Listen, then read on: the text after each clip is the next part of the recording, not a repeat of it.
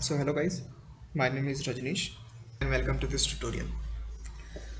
So today, in this today's tutorial, we are going to solve lead code problem number 46, which is actually a permutation problem.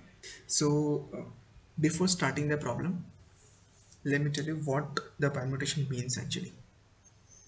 Suppose you are given few numbers.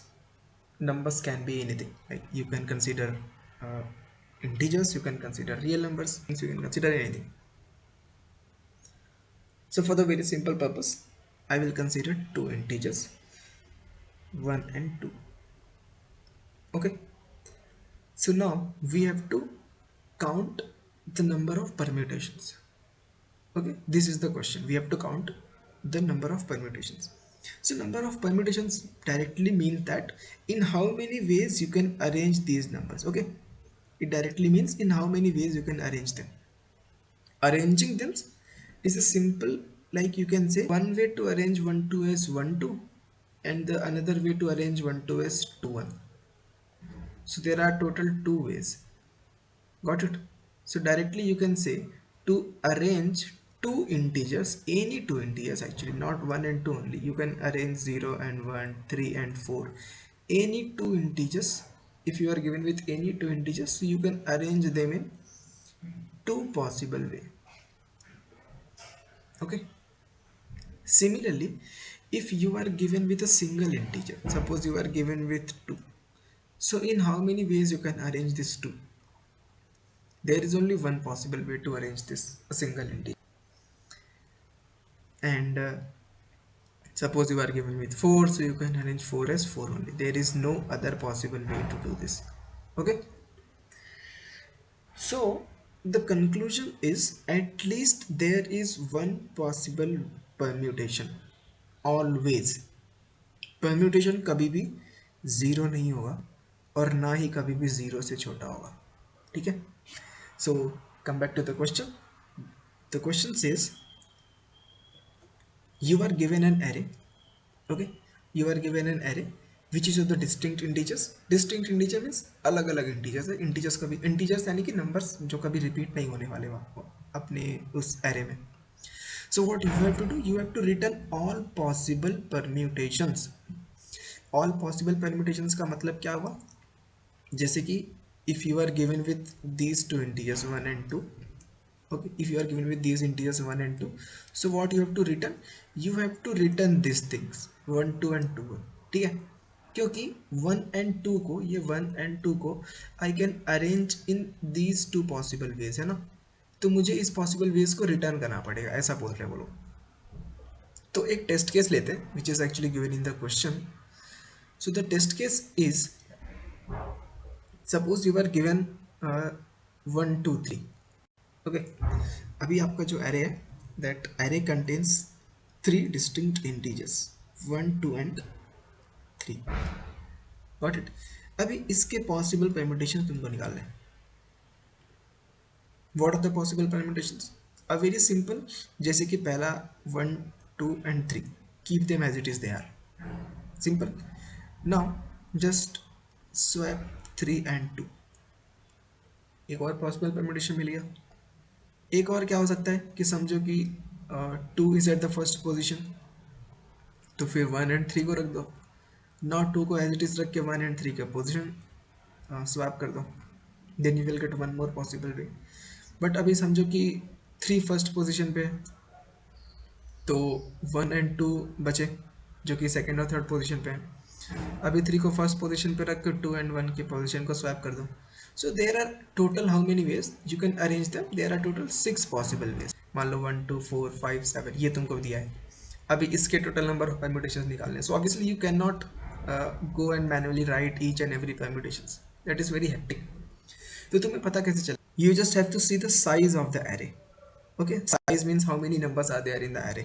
Suppose there are n numbers, so there will be n factorial permutation. Got it? n factorial का मतलब क्या होता है? Factorial means you have to multiply all the numbers from 1 up to n. Okay, suppose 1 2 3 वाले में इसका ही example ले लेते हैं. इसमें क्या था? n equals to 3 था, है ना.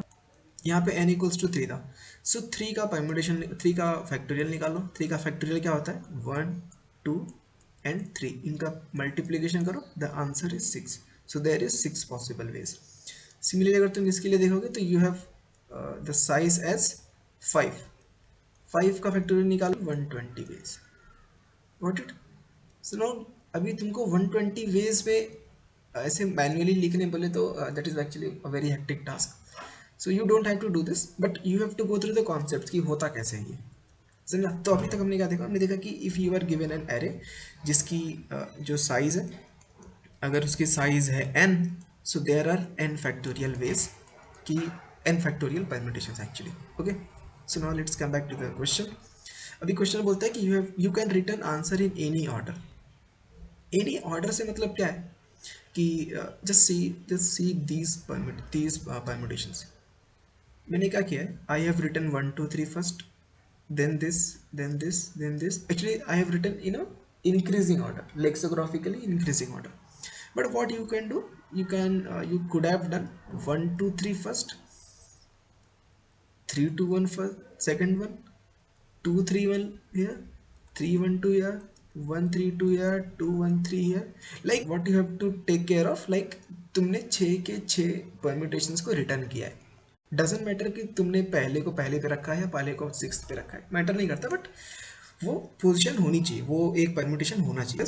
You are given an array of distinct integers, return all the possible integers and you can return in any order. Okay, अब ये करने के लिए what you have to do, let's go with this example 1 2 3. There are 2 to 3 methods to do this. The very easiest way to do this thing is using next permutation. Next permutation, इस चीज़ को हम लोग use करेंगे, next permutation को, next permutation function को use करेंगे इस problem को सॉल्व करने के लिए। ठीक है, तो यूज़ कैसे करेंगे? नेक्स्ट परम्यूटेशन होता क्या है? So next permutation as the name suggest, name से ही पता चल रहा है कि ये क्या करेगा, किसी भी नंबर का, जैसे कि तुम्हारा 1 2 3 है, सो इसका क्या करेगा, इसका नेक्स्ट परम्यूटेशन फाइंड करेगा। ठीक है, नेक्स्ट परम्यूटेशन वही करता है। If you are given an array या फिर कोई भी नंबर है तो उसका वो नेक्स्ट परम्यूटेशन फाइंड करता है। नेक्स्ट कैसे? लेक्सोग्राफिकली नेक्स्ट परम्यूटेशन, समझा? जैसे कि 1 2 3, 1 2 3, इसका लेक्सोग्राफिकली इंक्रीजिंग ऑर्डर में अगर मैं रखूं तो अगला परम्यूटेशन आएगा 1 3 2। लेक्सोग्राफिकली का मतलब होता है कि अगर ये लोग स्ट्रिंग्स होते तो ये लोग डिक्शनरी में किस ऑर्डर में होते। ठीक है, 1 के बाद तो 1 ही है, चलो ठीक है, बट 2 के बाद आएगा 3, है ना? तो अगर मैं लेक्सोग्राफिकली बात करूं, सो ये वाला जो नंबर है ये छोटा है इससे। ठीक है, तो पहले 1 2 3 आएगा, फिर 1 3 2 आएगा। तो नेक्स्ट परम्यूटेशन यही करता है कि ये चेक करेगा कि ये 1 2 3 का लेक्सोग्राफिकली कोई अगला परम्यूटेशन है कि नहीं। अगर है so it will return true, यानी कि इट विल रिटर्न 1, और अगर नहीं है so it will return false. और जब ये ट्रू रिटर्न करता है तो ये सिर्फ ट्रू रिटर्न नहीं करता है, it will updates the array. ठीक है, it will update the array. अभी तुम जिसका परम्यूटेशन निकाल रहे हो उस परम्यूटेशन के एरे को, यानी कि उस एरे को वो अपडेट कर देता है। जैसे कि अगर मैं तुम्हें बोलूँ कि इस नेक्स्ट परम्यूटेशन को मान लो, अभी चलो अभी के लिए मैं इसका थोड़ा शॉर्टकट में नाम NP रख देता हूँ। मान लो अगर तुम अभी NP ऑफ 1 2 3 करोगे ना, 1 2 3, तो ये तुम्हें क्या देने वाला है? ये तुम्हें ट्रू या फॉल्स तो देगा, है ना? ट्रू या फॉल्स तो रिटर्न करेगा। बट अगर तुम इस एरे को वापस से प्रिंट कराओगे, सो अगर ये ट्रू है ना तो इट विल बी अपडेटेड। ठीक है, ये 1 2 3 1 2 3 नहीं रहेगा, ये 1 3 2 हो जाएगा। Got it? तो तुम्हें अपडेट करने की जरूरत नहीं है, ये ऑटोमेटिकली अपडेट कर देगा। तो नेक्स्ट परम्यूटेशन बहुत हेल्पफुल होता है। सूडो कोड लिख लेते हैं। सूडो कोड में देखो तुम्हें क्या चाहिए, तुम्हें जो एरे रिटर्न करना है that is array of array. तो सबसे पहले तुमको इनिशियलाइज करना पड़ेगा, है ना? इनिशियलाइज करना पड़ेगा एरे ऑफ एरे। ठीक है, ये सबसे पहला स्टेप है। दूसरा स्टेप क्या होने वाला है, तुम एक लूप चलाओगे।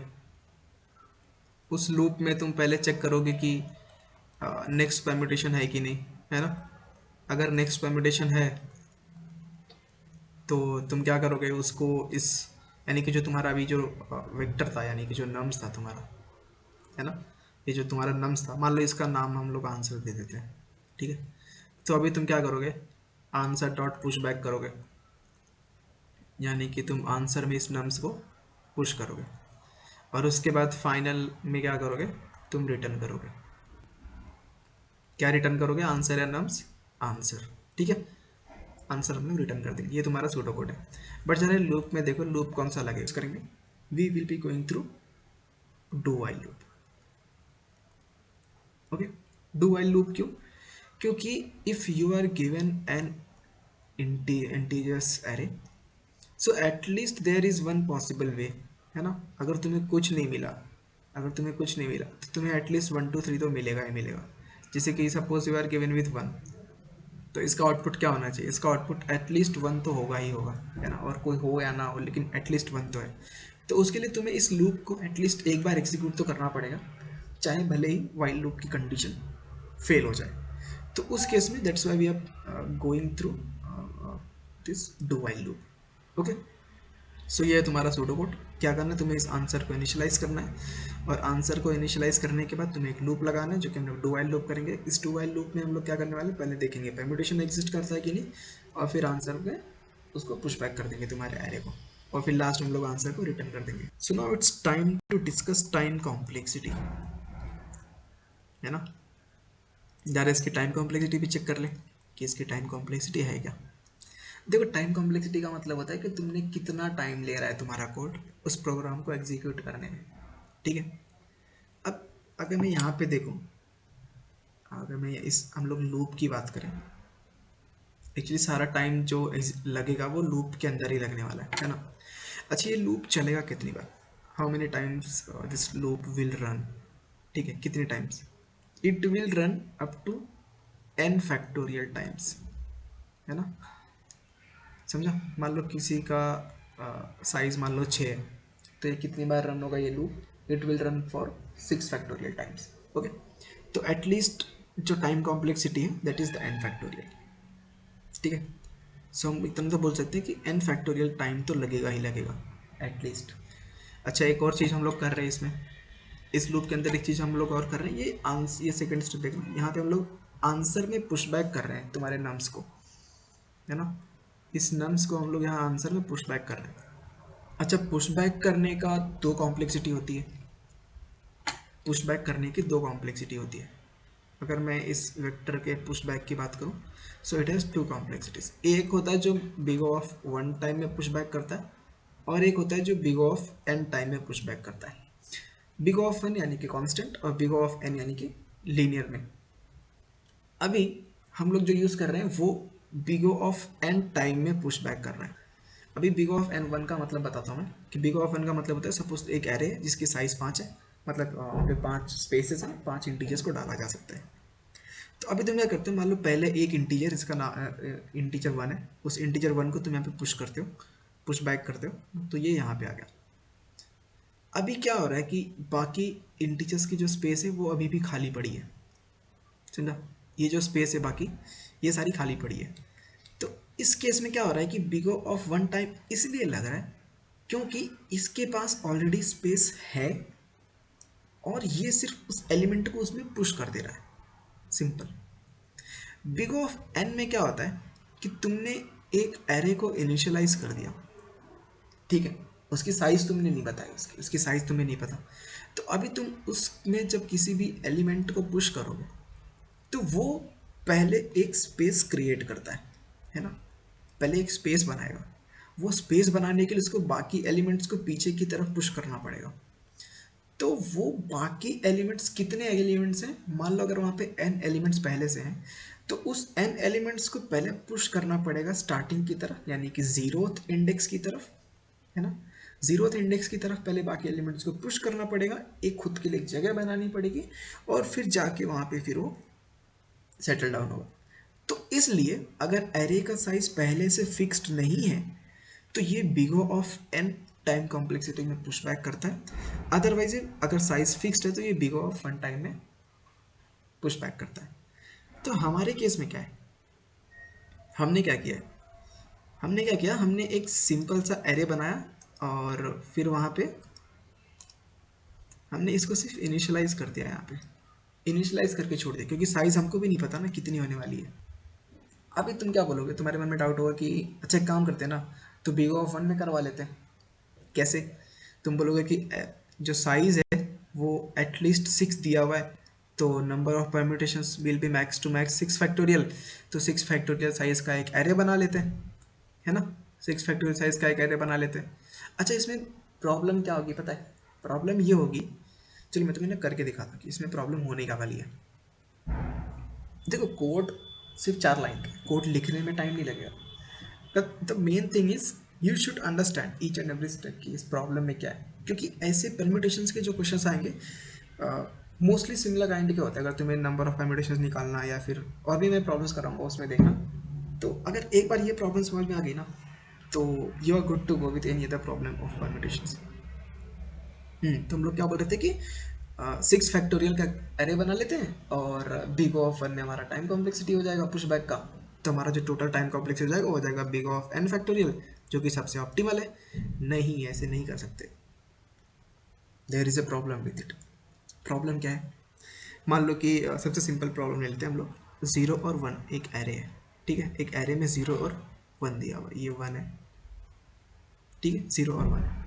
अभी तुम क्या करते हो, तुम मान लो कि तुमने पहले से फिक्स करके रखा है कि तुम्हारे जो एरे की साइज है वो 2 है।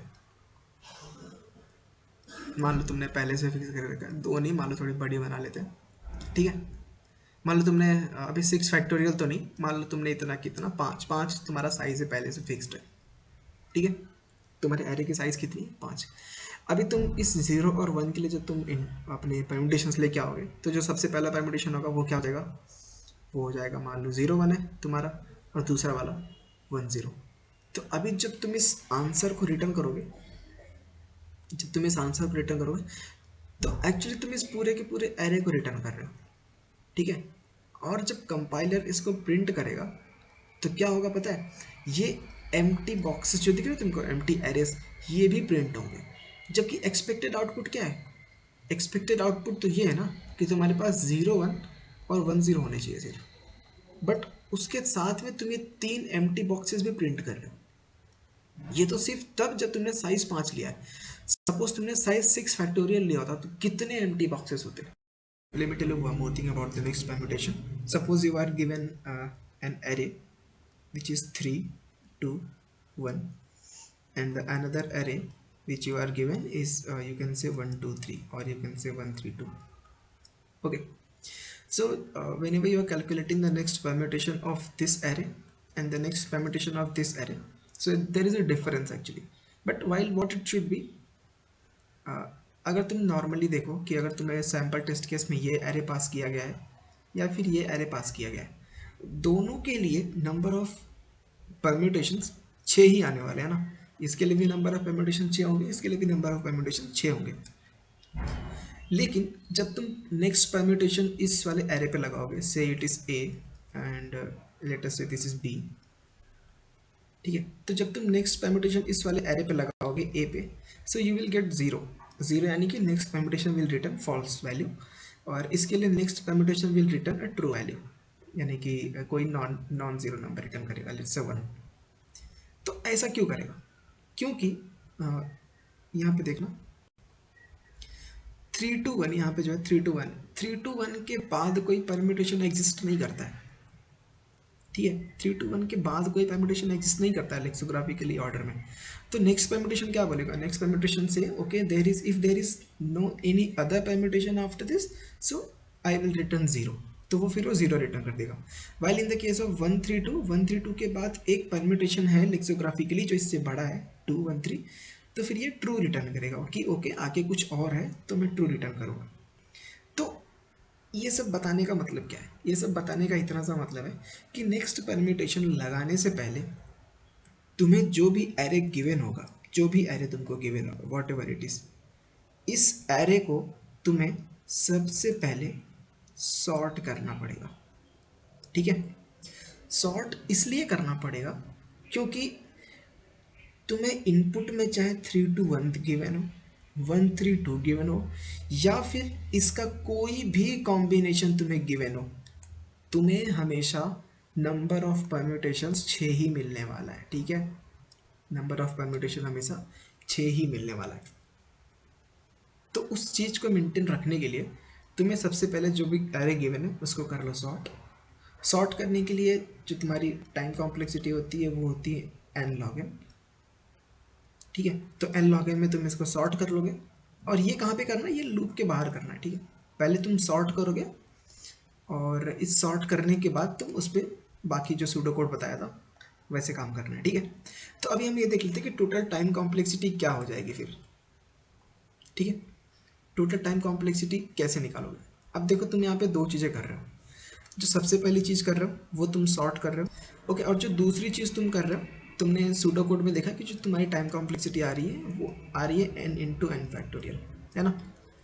सो अभी जो टोटल टाइम कॉम्प्लेक्सिटी होने वाली है, जो टोटल कॉम्प्लेक्सिटी होने वाली है, वो टोटल कॉम्प्लेक्सिटी क्या होगी, वो टोटल कॉम्प्लेक्सिटी होगी maximum of n log n और n इंटू एन फैक्टोरियल। इन दोनों में से जो मैक्सिमम होगा वही अपनी वर्स्ट केस में टाइम कॉम्प्लेक्सिटी होगी। तो मैक्सिमम क्या होता है, n into n factorial. Maximum check कैसे करोगे, n की कोई वैल्यू रख लो, 4 5 6, कोई भी वैल्यू रख के देख लो। अगर थोड़ा आसान करना है तो 10 रख के देख लो, बहुत आसानी से पता चल जाएगा। ठीक है, तो तुम्हारी वर्स्ट केस में टाइम कॉम्प्लेक्सिटी क्या आ गई, n into n factorial, big O of n into n factorial. Okay, now will calculate space complexity. ठीक है, स्पेस कॉम्प्लेक्सिटी का मतलब होता है कि तुम्हारा प्रोग्राम कितना स्पेस ऑक्यूपाई कर रहा है। तो हमारा प्रोग्राम में एक चीज़ है जो कि हम वेक्टर बना रहे हैं, और ये वेक्टर का स्पेस ही एक्चुअली एक स्पेस है जो कि हम ऑक्यूपाई कर रहे हैं। अब ये वेक्टर जितना स्पेस ऑक्यूपाई करेगा वही हमारे पास स्पेस कॉम्प्लेक्सिटी होगी। तो एक बात बताओ, वेक्टर स्पेस ऑक्यूपाई कर कितना रहा है। तुम यहाँ पे 2D एरे बना रहे हो, है ना, 2D एरे बना रहे हो, और ये एरे के जो एलिमेंट्स है ये खुद भी एक एरे है ना। तो एक्चुअली इस एरे की साइज़ कितनी है, ये एरे की साइज़ इतनी होगी जितना इसके पास ये एरेज होने वाले। अब ये एरेज क्या है, हर एक एरे एक परम्यूटेशन को रिप्रेजेंट कर रहा है। तो ये टोटल कितने परम्यूटेशंस होंगे, टोटल n फैक्टोरियल परम्यूटेशंस होंगे। तो इस वेक्टर की लेंथ होने वाली n का फैक्टोरियल, तो ये हो गया तुम्हारा स्पेस कॉम्प्लेक्सिटी। ठीक है, so time complexity will be big O of n into n factorial, और space complexity is n factorial. So I think we have covered everything about this problem. So let's now go and code it. First of all, we will sort this nums. Nums is given vector, vector यानी कि array. Sort करने के लिए हम क्या करते हैं, sort function के अंदर हम इस पूरे के पूरे एरे को पास कर देते हैं। यानी कि तुम nums डॉट बिगिन से लेकर nums डॉट एंड डालोगे तो ये पूरे के पूरे एरे को सॉर्ट कर देगा। सॉर्ट करने के बजाय तुम्हें एक्चुअली एक वेक्टर बनाना है। अब उस वेक्टर को क्यों बनाना है, उस वेक्टर में तुम अपने एरे को एक्चुअली स्टोर करोगे। स्टोर करने के बाद, यानी कि स्टोर करने के लिए तुम क्या करोगे, तुम्हें सबसे पहला जो नम्स गिवन है, जो सबसे पहला नम्स गिवन है उसको तुम्हें आंसर में पुश बैक ही करना पड़ेगा।